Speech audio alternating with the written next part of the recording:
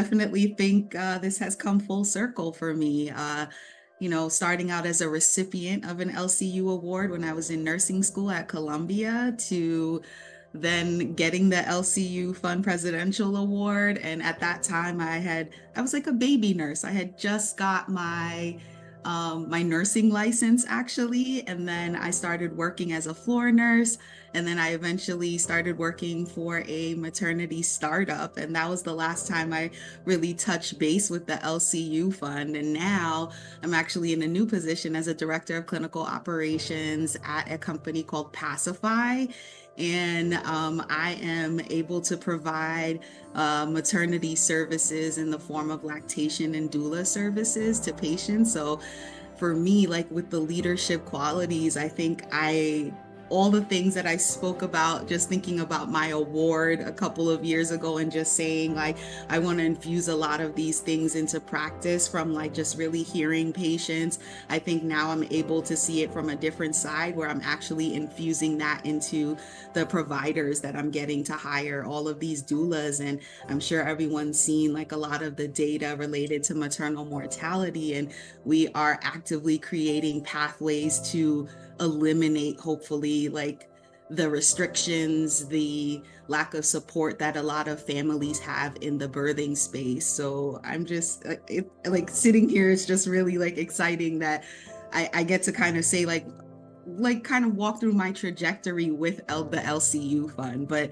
definitely, I think I've taken a lot of the things that I said that I would and put them to practice, and really just like empowering the provider and providing the provider with support, because I think that's a lot of times that's something that has been lacking in the space.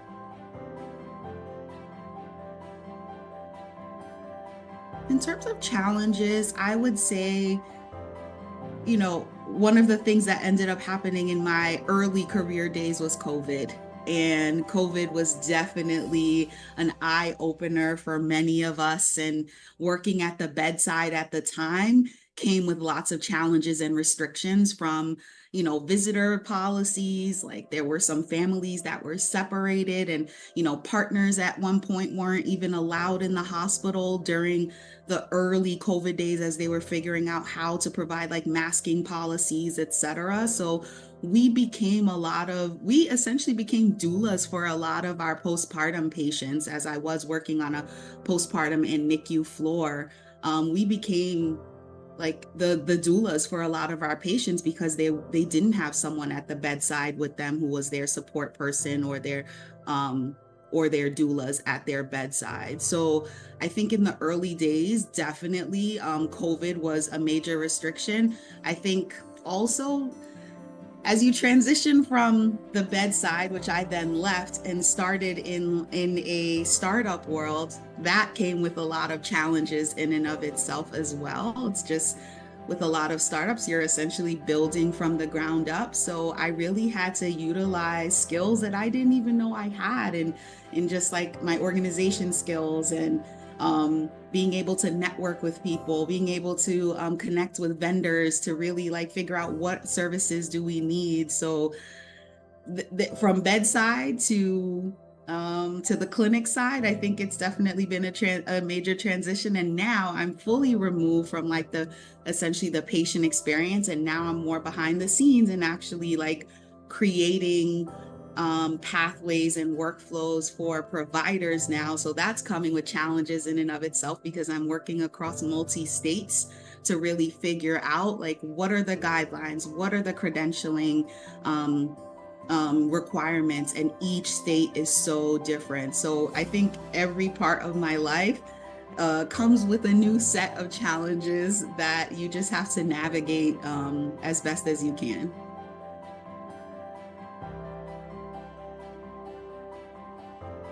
Give yourself some grace. I think a lot of times we are our toughest judge, and we tend to like make ourselves go nuts before anything. And I think like if we just really take those deep breaths and really take a moment to reflect on what's really happening, that is like so powerful. Sometimes taking a step back is equally important. It's okay if you fail. Also, I think it's okay if things don't go as planned. I think just getting yourself up and essentially figuring out like, how am I gonna do whatever might be next? That's okay as well. So some grace and just getting up even when times are tough, you'll get through it.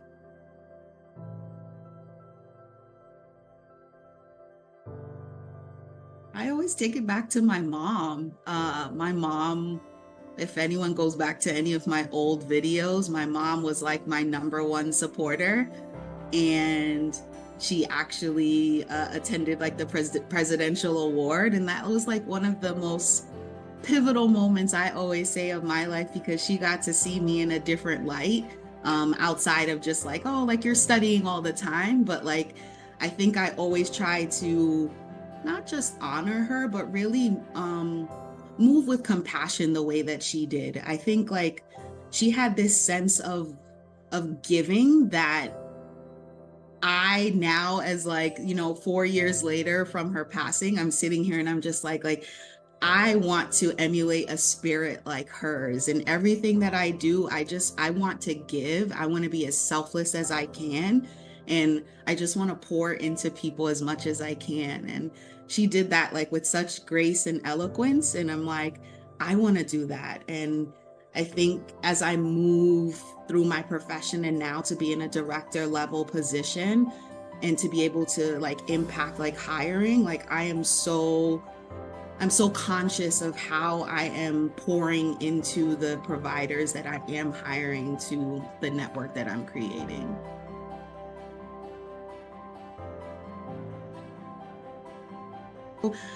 Interestingly enough, I am working in a space where I'm creating pipelines for doulas, but a couple of my colleagues and I started our own doula fund about 2 years ago, where we have just been trying to create a pipeline as well to provide New Yorkers, specifically Black and Brown birthing patients in the New York and tri-state area, with the ability to afford a doula to have that additional support and advocacy during birth. So everything has just come full circle for me. Every time I look at it, I'm like, I was meant to be in this space. But I think that's one of like, quote unquote, our babies. Like it's four of us, and we've created something that allows some parents who otherwise might not be able to afford the opportunity to have an extra support person to get that. And we've been able to fundraise, and we've been able to actually connect about 3 or 4 patients with doulas due to the generosity of our communities.